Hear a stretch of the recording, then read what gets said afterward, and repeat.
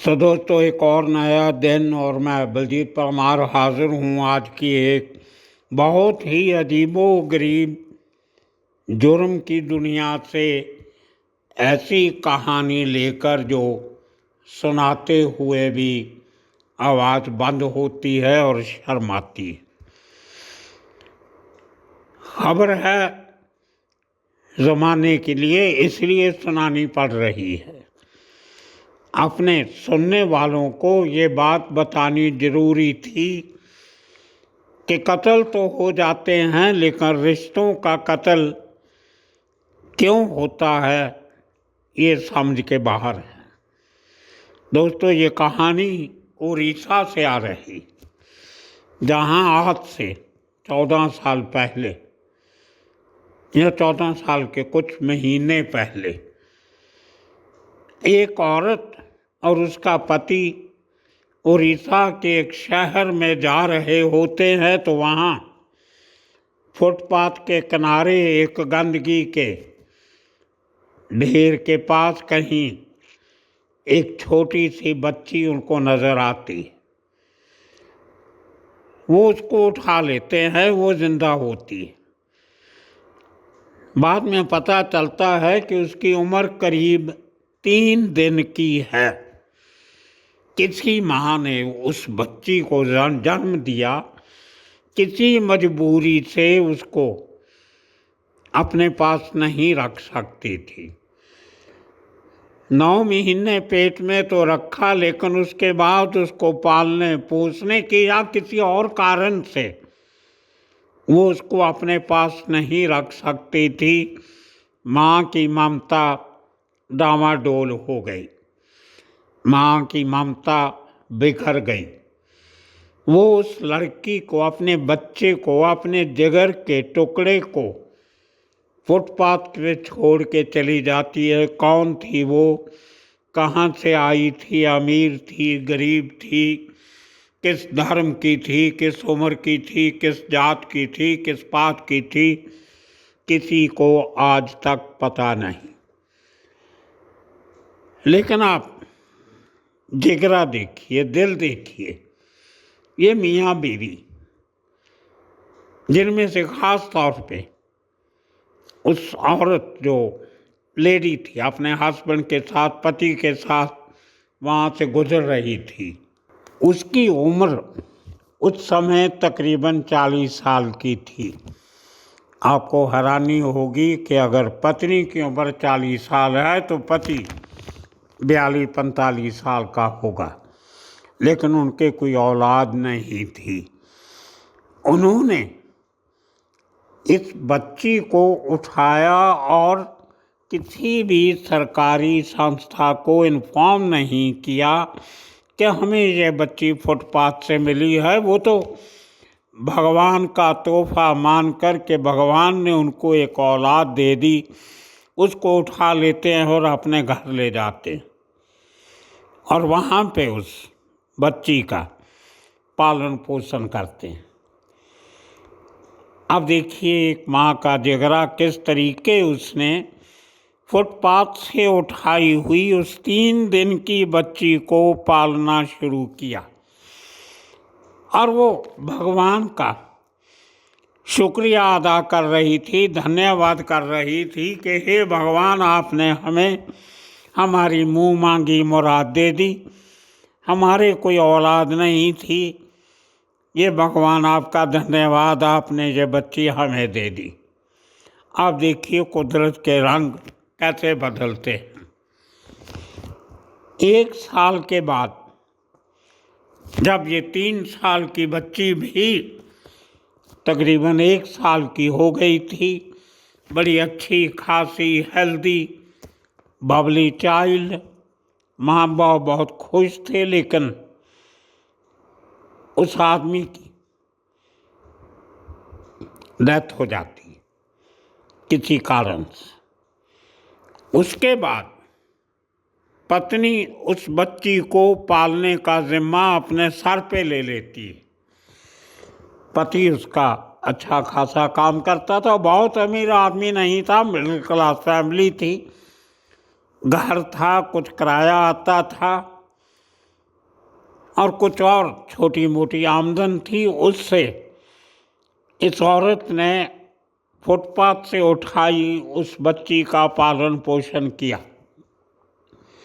लेकिन जब पति की मृत्यु हो जाती है तो उसके दिल में ये होता है कि मैं इस बच्ची को अच्छी शिक्षा दूं, इसको अच्छा पढ़ाऊं लिखाऊं ताकि अपने पाँव पे खड़ी हो जाए।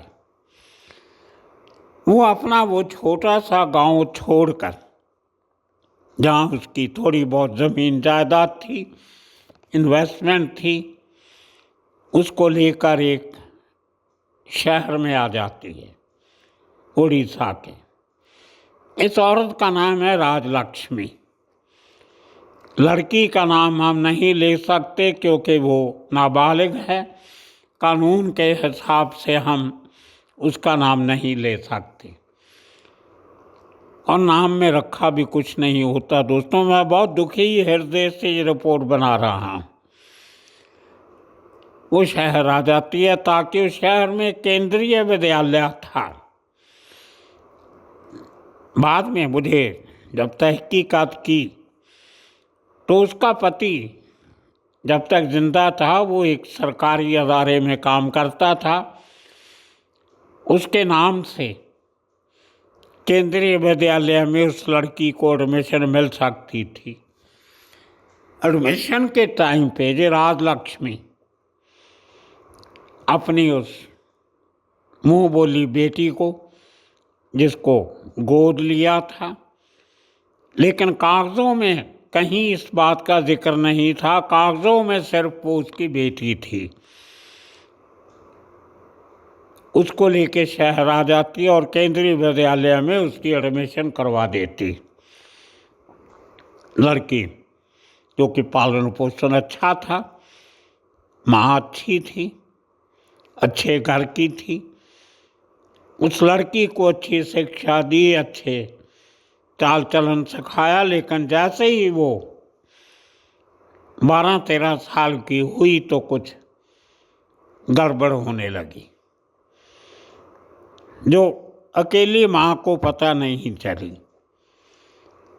अब देखिए समाज के शरारती अंसर कैसे होते। उसी शहर में उनके घर के करीब एक मंदिर था। उस मंदिर का पुजारी, जिसका नाम पुलिस ने राठ बताया है, RATH, उसके स्पेलिंग लिखे हुए हैं। ये राजलक्ष्मी का सरनेम कार है, KAR, कर या कार। प्रोनाउंसिएशन हर हिंदुस्तान में अलग-अलग सूबों में अलग अलग होती।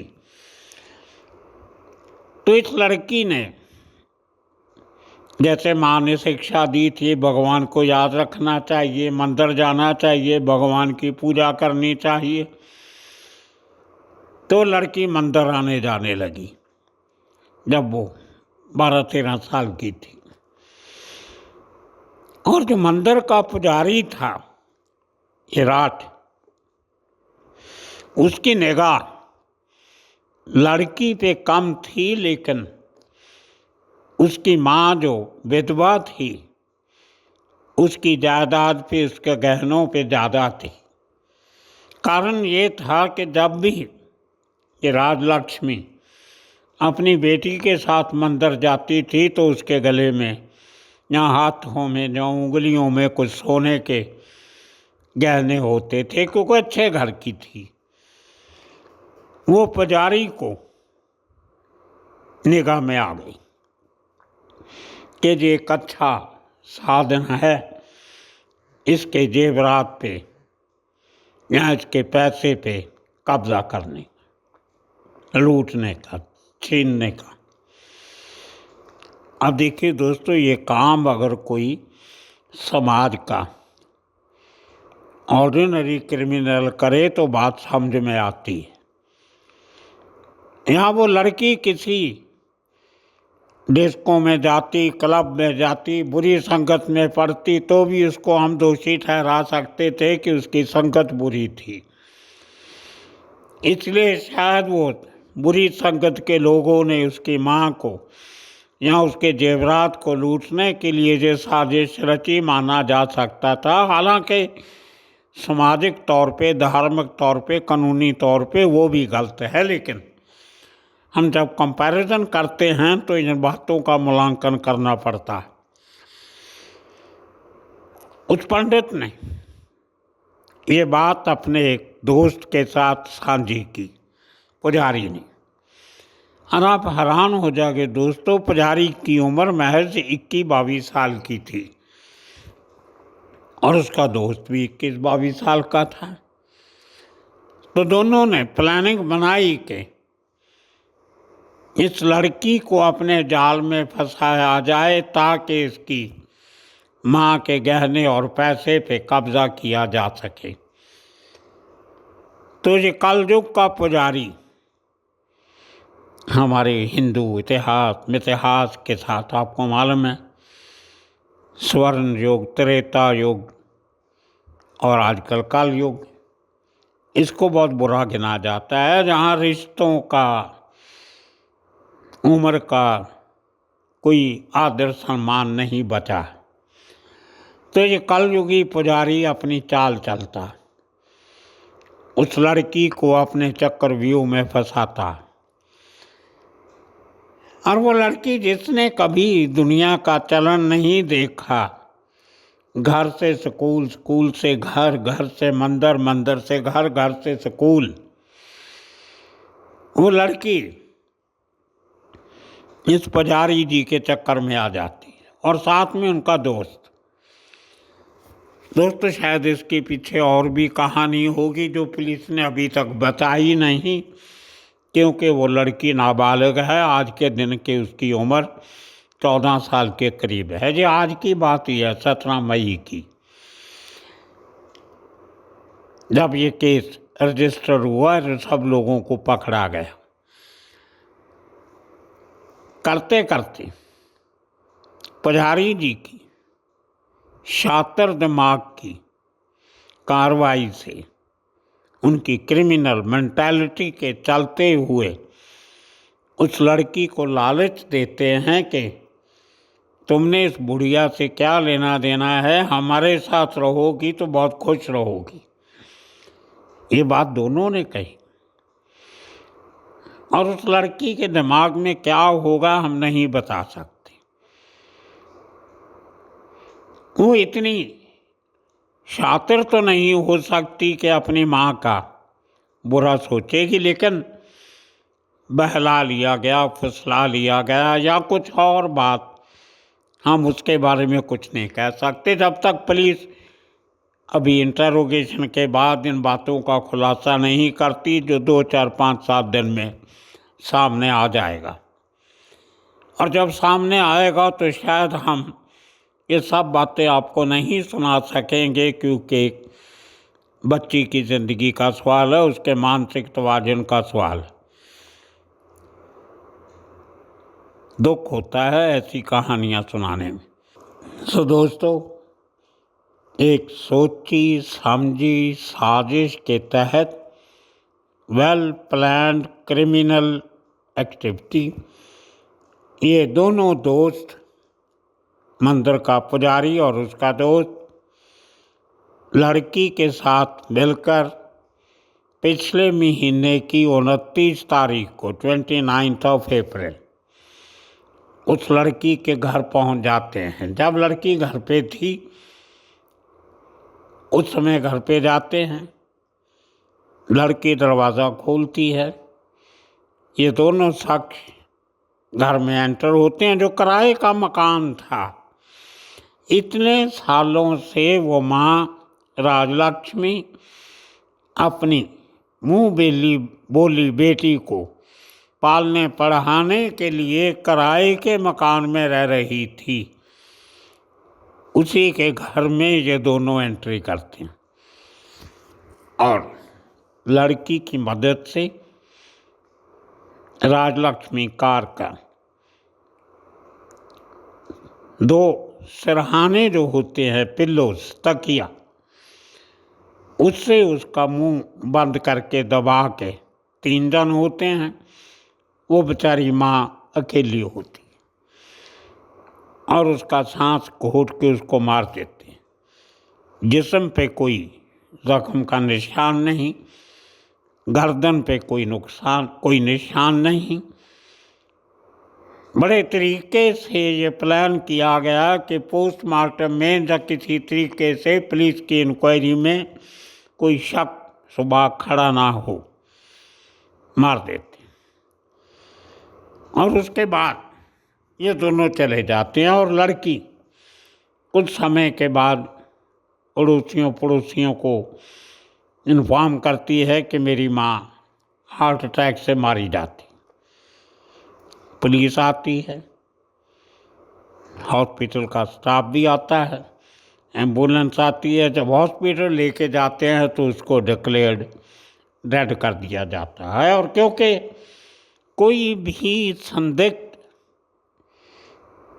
एविडेंस नहीं पाई जाती तो पुलिस मान जाती है कि इसको हार्ट अटैक आया होगा। उसका कारण एक ये भी था कि वो लेडी अपने पति के मरने के बाद थोड़ा सदमे में थी। उसको हार्ट की कुछ प्रॉब्लम हुई थी और वो एक रेगुलर मेडिसिन जो होती है, रोज़ आपको 1-2 गोलियां जो कैप्सूल खानी पड़ती हैं, जिनका तुल्लक रिश्ता संबंध दिल की बीमारी से होता है, हार्ट से होता है। तो वो सब एविडेंस लड़की ने पुलिस वालों को बता दिया कि ये देखिए, ये तो हार्ट की मरीज थी, तो इनका रात को ये अटैक आया और वो मर गई।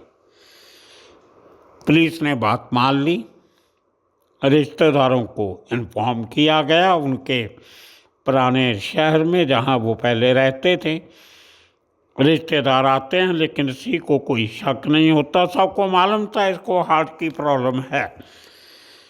तो उसका संस्कार भी कर दिया जाता है, लास्ट राइट्स परफॉर्म हो जाते। उसके बाद जो राजलक्ष्मी कर का भाई था वो सरकारी मुलाजिम है कहीं पे, उसको छुट्टी लेके घर आने में कुछ समय लगता है। जब वो आता है तो वो देखता है कि घर से उसकी बहन के कुछ गहने और कुछ पैसा जो उसको मालूम था कि उसकी बहन अक्सर पहना करती थी, वो मिसिंग हैं। तो वो खोज पड़ताल शुरू करता है, लड़की को पूछता है, बोलती मुझे तो पता नहीं, मैंने तो कभी देखे नहीं ये गहने, ये हथियार। तो वो भाई बड़े चुपके से कॉन्फिडेंस में लेकर पुलिस से बात करता है। और पुलिस वालों को फिर शक होता है कि अगर वो भाई कहता है उसके बदन पे इस किस्म के गहने हुआ करते थे जो बचपन से मेरी बहन पहनती आई है, और उसकी आदत थी कुछ कैश हमेशा घर पे रखती थी, उसका एक बैंक अकाउंट था, उसकी चेक बुक थी, वो कहीं घर में नहीं है, तो कुछ गड़बड़ है। फिर पुलिस चुपके से इंक्वायरी शुरू करती। और दोस्तों, कल 16 तारीख को मई की पुलिस भी बड़े आराम से बिना किसी को शक होने के इन्वेस्टिगेशन करती है। तो कल उस पुजारी के घर पे, तो जब इन्वेस्टिगेशन होती है तो पता चलता है कि लड़की किन किन को मिलती गिलती थी, उसमें पुजारी का जिक्र आ जाता है और उसके दोस्त का जिक्र आ जाता है। तो पुजारी के घर से 2,40,000 रुपये के गहने उसके घर से मिल जाते, और तकरीबन कुछ और लाख के गहने उसने किसी ज्वेलर को ज्वेलरी शॉप में बेचे थे, वो भी मिल जाते हैं। कुछ कैश भी मिल जाता है, चेक बुक मिल जाती है। अब जब पुजारी के घर से इतना सामान उस राजलक्ष्मी का मिल जाता है तो पुलिस के कान खड़े हो जाते हैं। और जब उसकी इंटेरोगेशन होती है तो वो अपने दोस्त का नाम लेता है और दोनों दोस्त मिलके उस लड़की का नाम लेते हैं। दोस्तों, अभी तक इस बात का खुलासा पुलिस ने नहीं किया है कि ये कत्ल उस लड़की के कहने पे हुआ या इन दो शातिर अपराधियों ने उससे करवाया, लेकिन इतनी बात तो साफ है कि लड़की ने इनका पूरा साथ दिया। इन दोनों ने उस 13-14 साल की लड़की को कॉन्फिडेंस में लिया और तीनों ने मिलके 2 तकिए जो थे इस्तेमाल किए उसका नाक मुंह बंद करने के लिए, ताकि राजलक्ष्मी को सांस नहीं आ सके। तो लड़की का रोल तो सामने आ ही गया। अब बहुत ही दुचित्ती में पुलिस पड़ी हुई है कि इस कत्ल का मोटिव क्या है, मेन एक्यूज्ड कौन है। अब देखा जाए तो उस लड़की का मोटिव क्या हो सकता है? उसको हो सकता है बहलाया गया होगा, जो उसको ब्लैकमेल किया गया होगा। वो जो एक शोषण का मामला होता है वो भी हो सकता है। वो तो अब जब अभी एक ही दिन हुआ है तीनों को पकड़े हुए, अब जब इनकी एक सस्टेन्ड इंटरोगेशन होगी तो कुछ दिनों में सब परतें खुल के सामने आएंगी। उसके पहले हम अपनी कोई टिप्पणी प्रक्रिया नहीं देना चाहते। इंतज़ार करेंगे आने वाले कुछ दिनों की, जब कुछ नया अपडेट इसमें आएगा आपके साथ शेयर जरूर करेंगे। लेकिन ये मंदिर के पुजारी और उसके दोस्त का रोल बहुत अजीब लगा, घटिया भी लगा। कैसे कैसे लोगों को हम अपने धर्म की इतनी अहम भूमिका निभाने के लिए रख लेते हैं और वो करते क्या है, ये खुलासा भी आने वाले दिनों में होगा। तब तक के लिए आप सबका बहुत बहुत शुक्रिया, धन्यवाद।